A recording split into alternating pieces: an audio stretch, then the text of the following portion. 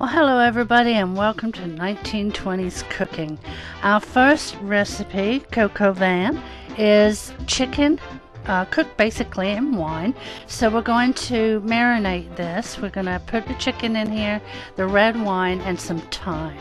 You want to refrigerate that for at least 4 hours, possibly overnight.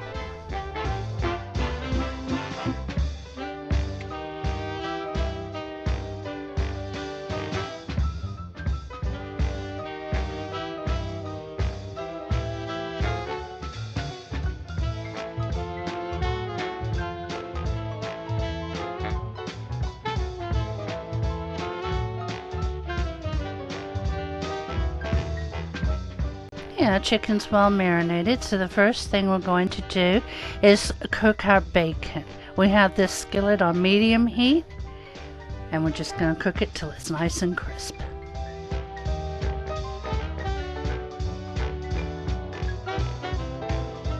Now the bacon's done, we're going to take that out and we're going to leave the grease in there and cook the chicken for about 8 minutes just to get the outside nice and brown.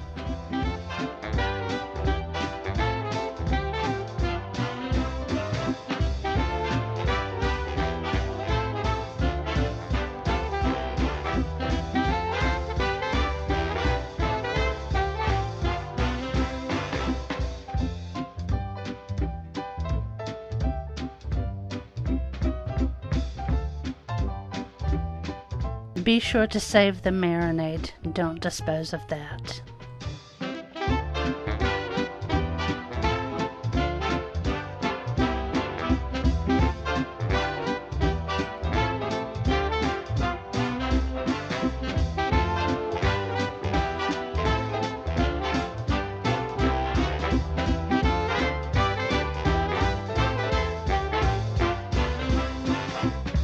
Now that the chicken's brown, we're going to take that out, reserve it with the bacon, and now we're going to add in some onion and garlic and cook that until it's softened.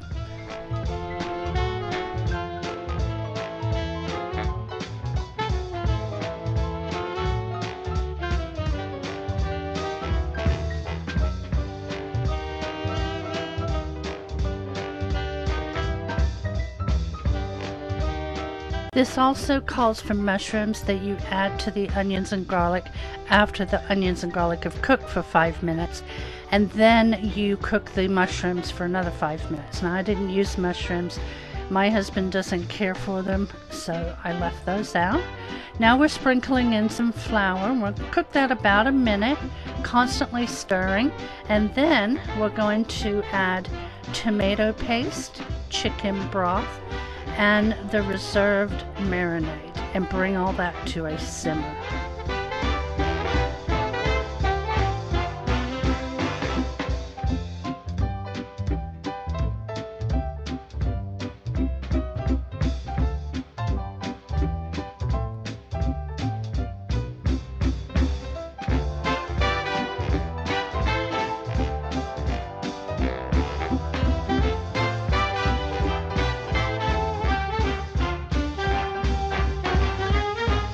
Now we're going to add back the chicken, and we're going to cover this and simmer it on low heat for 1.5 to 2 hours, or until the chicken's tender and cooked to 165.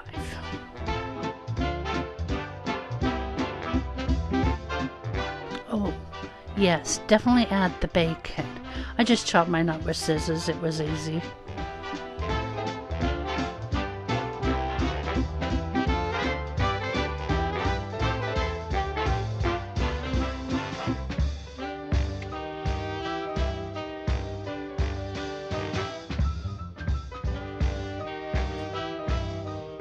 Once your time's up, you're going to go ahead and remove the chicken and set that aside, and we're going to make a sauce. So we'll bring the sauce that's in here to a boil and cook that for about 10 minutes until it's thickened, and then you want to stir in the butter, and that is 2 tablespoons. Let that melt, season it with salt and pepper to taste. and then you serve the chicken with the sauce, and we had mashed potatoes with ours. It was so good. It had such a rich flavor. It definitely takes a little while to cook, but it was so worth it. I hope you give it a try. I'll have all the recipes I'm sharing today linked in the description box below.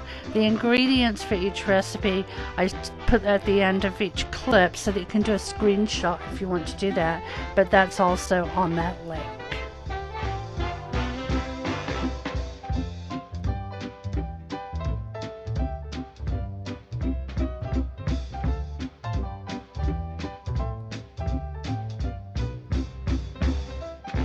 Here are our finished plates.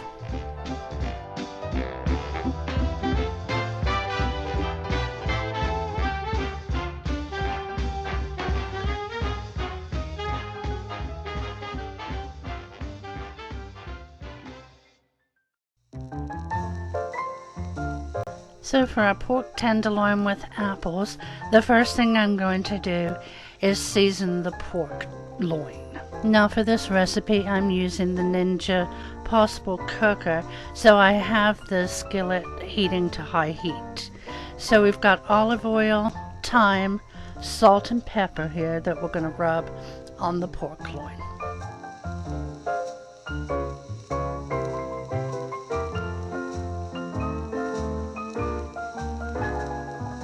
Once this cooker reaches temperature, it starts counting up. So I'm going to go ahead and get the pork loin in here now. You want to sear your pork loin for 2 to 3 minutes per side or until it's nice and browned. We're not at this point cooking it all the way through, however. Now it's browned, I'm going to take it out of the saute pan and we're going to clean it out because I'm going to use it as an oven as well. Now if you're using a regular frying pan and the oven, you're just now going to pop it in your oven, which needs to be at 400 degrees. And we're going to bake this for 15 to 20 minutes or until the pork reaches the internal temperature of 145. And while this is cooking, we're going to work on the apples.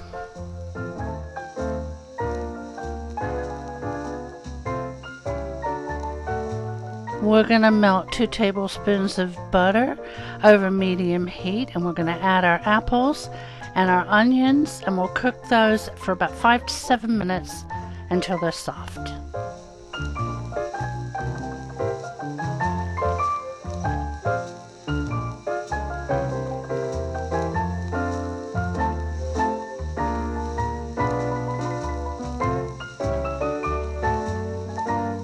Now that they're soft, we're going to add in the garlic and cook for 1 more minute. And then after that, we're going to add chicken broth and apple cider.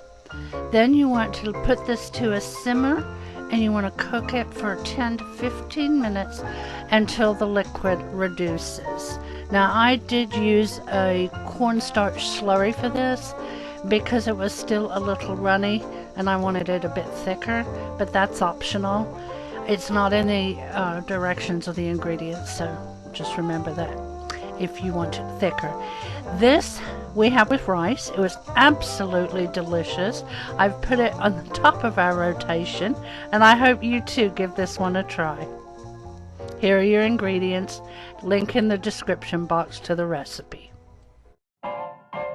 Now we're going to make some chicken tetrazzini, which absolutely surprised us. Never had it before. First thing I did was cook the noodles.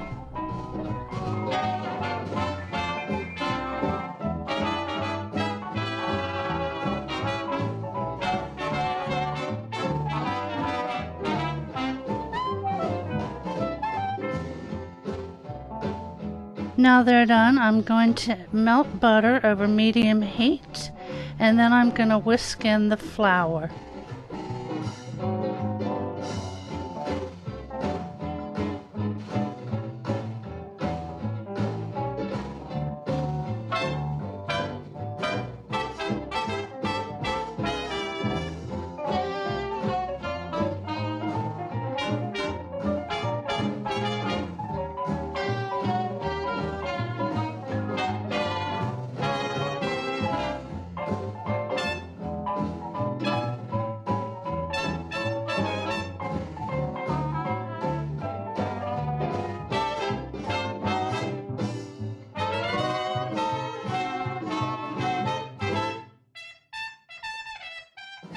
I'm going to gradually add in the chicken broth and then bring it to a boil.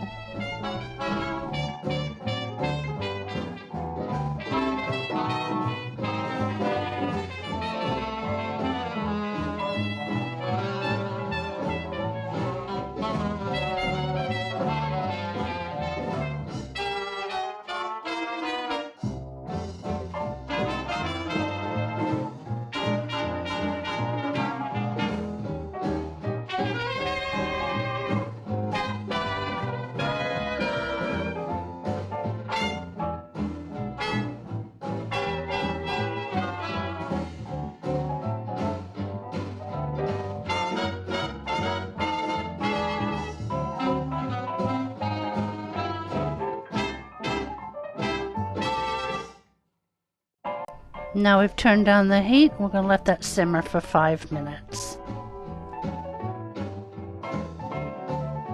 Now we're adding the cream, the Parmesan, garlic powder, onion powder, salt and pepper. And again, all the ingredients at the end of this particular video, and then the link in the description box below to the recipe.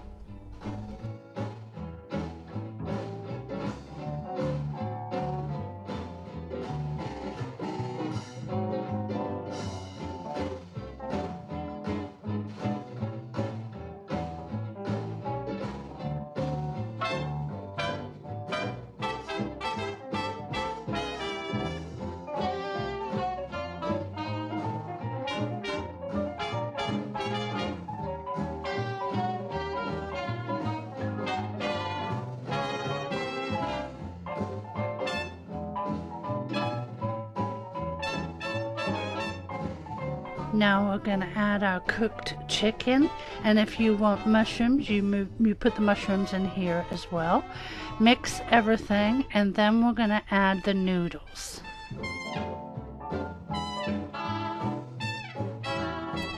I was a little concerned that there'd be too many noodles to our liking, so I just did a little bit at a time, but I believe I ended up adding them all anywho. After you do, you're going to pop this in a 350-degree oven and bake it for 25 to 30 minutes until it's nice golden brown on top. And then you just serve and garnish with parsley. It was really good, and if you've got some cooked chicken laying around, it's a super simple dinner.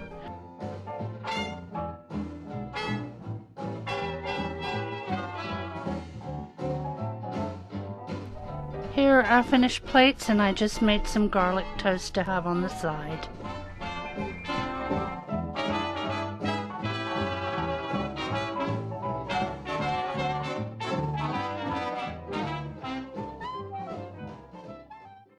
Well, I hope you enjoyed the foods today from the 1920s. If you made it to the end, just type 1920 in the comments, that way I know you were here. And we'll see you on Friday. Have a great week, guys.